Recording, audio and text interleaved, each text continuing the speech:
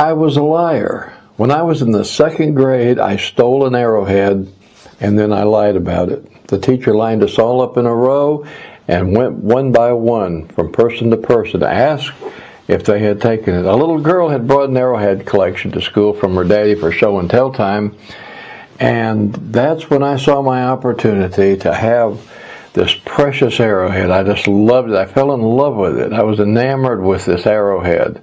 It was a flint arrowhead, and it was long and lean, and it was designed evidently for killing larger animals, deer, bear, whatever. And I saw it, and I just wanted it. We went to lunch. I was the last one out, and I picked it up. And I took it with me. Put it in my pocket. It wasn't discovered that day, or I would have been caught for sure. The next day, it was found to be missing, and the teacher, quizzed us all. And then whenever that didn't render a solution, the principal came into the room, and the principal lined us up, and the principal told us that if we were lying, our ears would turn red. And oh my goodness, I felt my ears on fire then, but I had already taken it home. I couldn't show myself to be a liar and a thief. I was a good kid. I followed all my parents' orders. Well, mostly. And so I couldn't, it was embarrassing to admit to it now. I couldn't do it. I had lied to my parents also. One lie goes to the next. I told my parents I had found it in a plowed field that I had to walk past when I was walking home. The short story is this. The arrowhead was never found, of course. I kept it. I kept it for a really long time. And I felt guilty about it. And I still feel guilty about it. I feel so bad for that little girl. And, she had to go home and tell her daddy that someone had stolen it after him trusting it to her. And I still feel bad about that. I don't know where it is anymore, and I don't know who she is. But how terrible. Does truth matter? Does it matter? Is it important? Is truth important? Well, it mattered to somebody that day. It mattered to that little girl, it mattered to the school principal and to the teacher, and it mattered to me because it was killing me to not confess to that lie and to that theft. Well, truth matters to somebody all the time, I think, but who does it matter to, and how important is it? At one time, everybody that walked the face of the earth believed that the earth was flat. You could walk a mile, it was flat. 2 miles, 10 miles, it was flat. How did they come to the conclusion that it was flat? And that you could walk off the edge. They'd never walked to the edge, of course. They assumed that. And they were probably told that. They were taught that. And so they came to what was not the truth, but it was their best truth. That was their truth. The earth is flat. It wasn't necessarily anyone who was trying to be deceptive. It was just not the truth, the complete truth. And then think about our recent COVID outbreak. So many people had so many different ideas about what it was, how it began, why it began. Some people denied that there was a deadly virus. I know some of these people. It's sad, I know, but we couldn't even be sure that we could trust the government during this time about all of these issues. We all listened to our various authorities and picked our truth that we wanted to follow. And that was that. Picked sides, picked truth. And then we either got our vaccinations or we didn't get them based on what truth we thought was our best truth. Does it matter what anybody thought during that time? Well, it mattered to the ones who died. It mattered to them, but they're going to get sick. I mean, does truth matter? Today, we're still arguing about the COVID virus.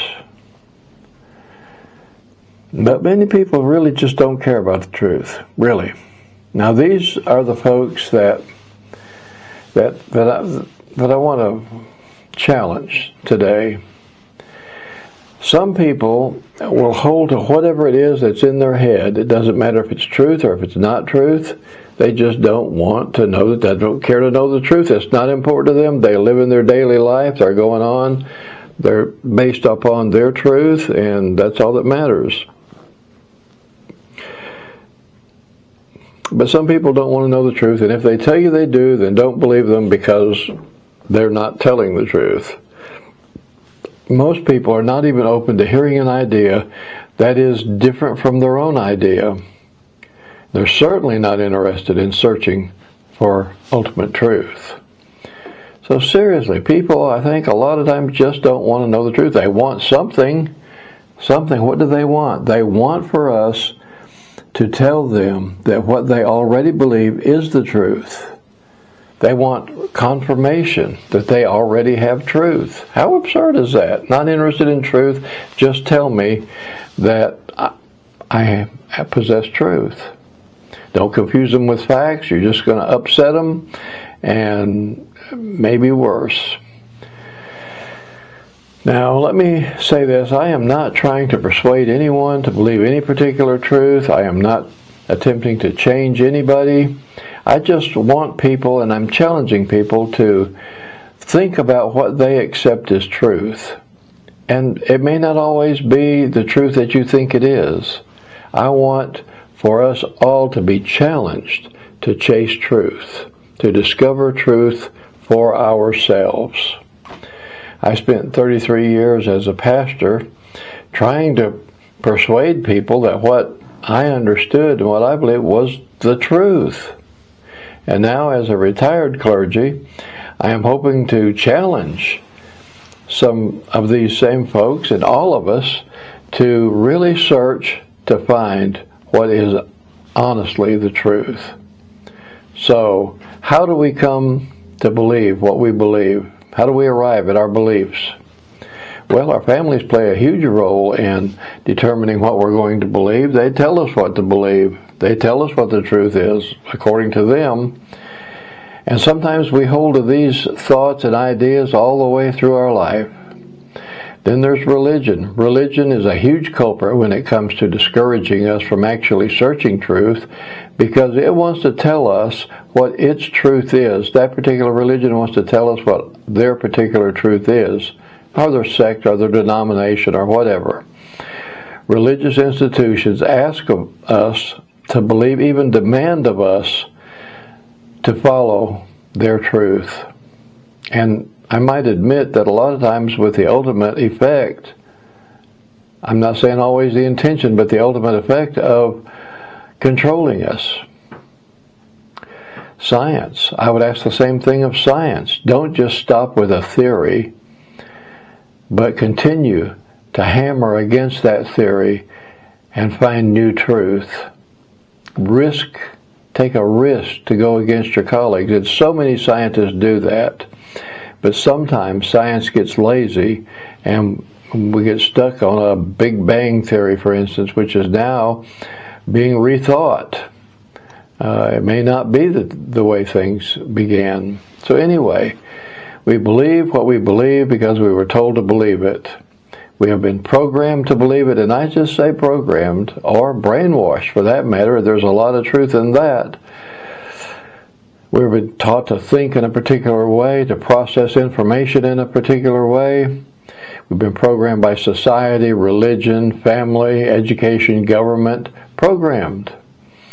And here's the kicker. The people that were teaching us, they had been programmed and they believed what they were teaching us. And the people that taught them, the same thing all the way back.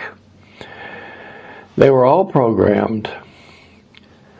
Now, one of the reasons, I think that I'm pretty right about this, but one of the reasons I believe that people don't want to be bothered by the truth is that a lot of us are just intellectually lazy. We just don't want to have to think about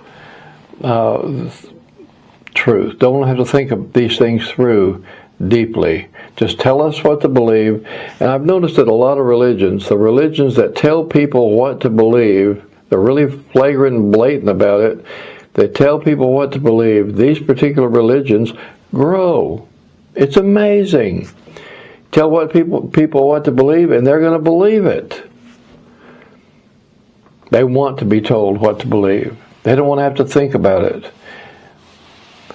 And that's scary, really frightening. Rethinking what you were taught to believe, but it's also very exciting because when you discover something new, when you discover a new angle, when you discover truth a little bit beyond what you believed or completely different, it's exciting to know that you have chased that truth down. And of course there's disappointment also. Disappointment in that we have been believing the wrong way. And then we discover new truth.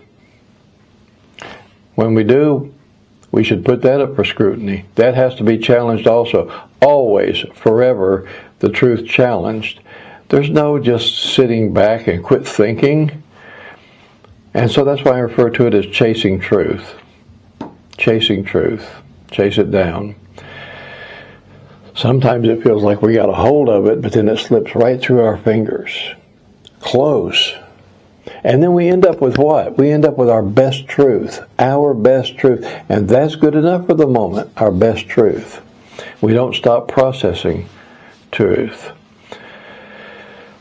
Now, if we're not willing to change our beliefs, even our most sacred beliefs, if we're not willing to challenge those, we can never, ever be sure that we have the best truth available. You can't be sure. We might as well go back to sleep. Don't bother us. So many people don't want the truth. They want to be told what they already have is the truth. But we know. We've been told, we know. I think mostly we can believe it. Truth will set us free. And that's so true. Education. That's what education is supposed to do. It's supposed to challenge us to know truth and be set free. Now, what does it say about us if we're not willing to challenge the truth? Does it mean we're not free? I believe it does. It's exactly what it means. We are not free if we don't want to challenge our truth. If we're not willing to be set free. Call it whatever you want to call it. If someone has chucked a bunch of ideas down in our head and we've accepted them and we're going to go with it. Doesn't matter what it is. It could be just a stagnant idea, but we're going to go with it because we don't want to have to chase it down. I love classic rock. And so I've listened to a lot of it, as most people my age have. Chris Christopherson wrote a song, and Janis Joplin sang it. It's a great song. And in that song, the chorus goes like this. Freedom's just another word for nothing left to lose. Really? Had to think about that one. Just another, and I come up with my own version of this, which freedom is just another word for nothing left to challenge. Freedom is just another word for nothing left to give up to God. We have challenged it all. We've arrived at our best truth, but we continue to examine and challenge as we go along. And we continue to pursue truth and freedom. For those who follow the Bible, even the Bible expects us to challenge what we believe. It really does. Challenges us that. There are a lot of ideas floating around at the time, and the writer of 2 Corinthians challenges us. Examine yourselves to see whether you are in the faith. Examine yourselves. Don't settle. Examine yourselves. Don't just accept what you've been told. Examine yourself to see if you have truth or if you're just going on your programming. One of the most surprising phenomena to me is to see highly educated people, smart people, intelligent people with very high IQs who hold on to some belief that is outrageous or unfounded, whether it's a religious belief or a political party's philosophy. I'm amazed at their blindness to discover real truth. Now, the philosopher Socrates was after truth. He knew that the search for truth was the most important objective that we can aspire to. He sought truth, and he taught the searching of truth. And that earned him, of course, a death sentence. He did get that sentence. And it was said at his trial that he said that the unexamined life is not worth living. If we just accept what we've been told, that life is not worth living. Examine it, scrutinize it, challenge your thoughts, challenge your beliefs. It's a bold sentence that Socrates is pronouncing. What he's saying is chase truth. Now, let me say this. Any belief that we harbor is worth nothing if we are not willing to challenge it and scrutinize it. This includes religious beliefs, family, school, government, education, everything. If we're not willing to challenge it, it's not worth having. Research everything until you know it's true, everything. I have 4 children, and one of the things that I've taught my children when they were young, I preached to them from childhood to not accept anything on its face, nothing for truth. Don't accept anything as truth without examining it. I told them they should search and research for themselves, even to challenge the teacher with facts if it needs to be, but search for truth. Don't believe something just because somebody told you to believe it. Examine it. If it doesn't sound right, if it doesn't ring true, then check it out. So research it. Now, my children really have, I've really been proud of them. They really have minds of their own. They didn't move in the direction that I went in. They didn't believe everything I believed, but they have minds of their own. Every one of them, and 3 of them, searching truth, have graduated with postgraduate degrees. Now, I alluded to earlier that religion discourages us from seeking truth if it's different from what they want to teach us. Doesn't matter which religion it is, which sect it is, which denomination it is, religious institutions expect and demand that we accept what they teach us. I might reiterate, now this is mostly true, I might reiterate with the ultimate effect of controlling us. Let's get that straight, and that brings me to Karl Marx. Karl Marx, I think, really had a point. Think about it. I rejected it most of my life, but think about what he said. He said that religion was the opium of the masses. What did he mean by that? Religion lulls us to sleep, lulls us into a trance, if you please, lulls us to sleep. And if we let it, it will tell us everything to believe. It will tell us how to think. And it will be thinking without examination. It will be thinking according to their rules and according to their way of thinking, according to their purposes. And if we let it, it will tell us how to vote. Now, I saw this at our last election. I saw people went to large churches where the preacher was telling them how to vote. Religion wants to tell us how to act at the polls. That's amazing to me. Just absolutely amazing. They don't want us to challenge what they deem as truth. They want to tell us what truth is and how to vote. But their truth, if it cannot stand in the face of being challenged, then it is not worthy of your trust. It's not. If it can't stand up to your scrutiny, it's not worthy of considering it as truth.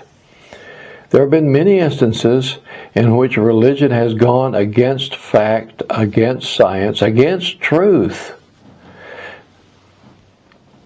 Certain people believe certain things taught by the religion. They're even willing to go to war because of what they were taught by the religious leaders.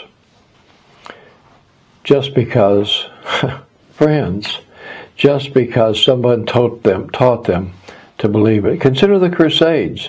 Between 1095 and 1291, the Latin Christian Church organized an actual armed force, army. They marched them off to Jerusalem and the surrounding area to conquer it from the Muslims, to kill and repossess that, what they considered to be a holy land. Well, it wasn't very holy that day. They were taught to fight and kill Muslims and take their land because they were told that this is what God wanted them to do, and they accepted it and they believed it. Can you believe that such happened? And you know, here's the depressing part of that. If we had been alive at that time and we had been a part of the Latin Christian Church, we'd have probably suited up and went with them. Amazing. Now, how do we determine what to believe? People, and I hope you don't take offense at this, but people predominantly adhere based upon where they were born, and for sure depending on what their religion their parents were. Absolutely. In India, 80% chance that you will embrace Hinduism. There's only, if you're in India, only a 2.3% chance that you will follow Christianity. In Vietnam, they pretty much follow their own folk religion, which is more Buddhistic, but and Buddhism. They follow Buddhism. And one of the Buddhist monks that I've listened to a lot was Thich Nhat Hanh from Vietnam. And Buddhism has a lot of good things to say, but if you're born in that country, you're going to be Buddhist. Europe, the predominant religion is Christianity. In Russia, it's a Russian Orthodox form of Christianity. In America, the predominant religion is Christianity. And there are hundreds of flavors of that Christianity. These flavors of Christianity all have conflicting beliefs, every one of them. And you can go to a particular church, and people within that church have conflicting beliefs from one to the other. In Brazil, the predominant religion is Catholicism. And so the list is endless. It supports that people of a particular country who are raised in a particular family will be told and accept what to follow as their religion. In the Bible, Thomas is my hero. A lot of people call him Doubting Thomas. A lot of people do, because he refused to take the word of Jesus' other disciples that Jesus was alive.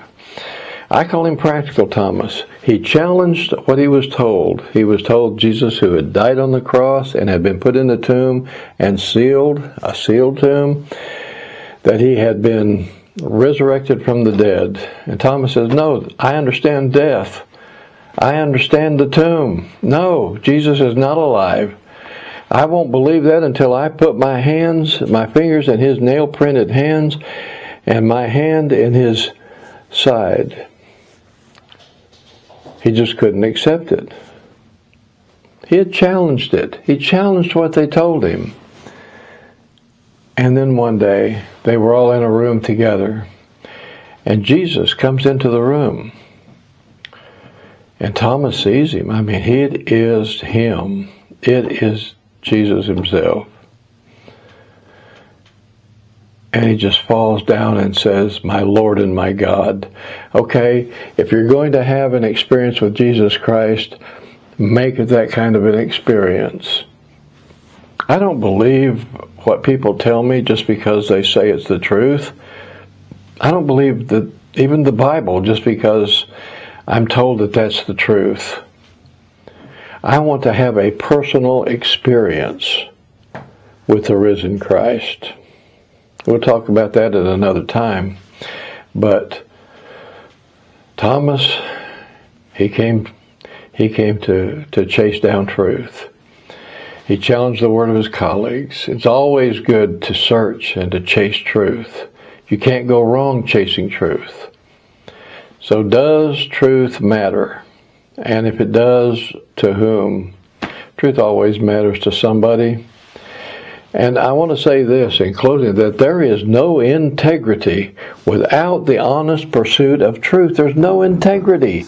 You can't have integrity without an honest pursuit of truth. Just to accept something somebody says, that is not integrity. When I was in the second grade, the truth mattered to the teachers, principal, the little girl. Gosh, I still feel bad about that. I'm forgiven. I'm okay. But truth mattered. Thanks for listening. God bless you.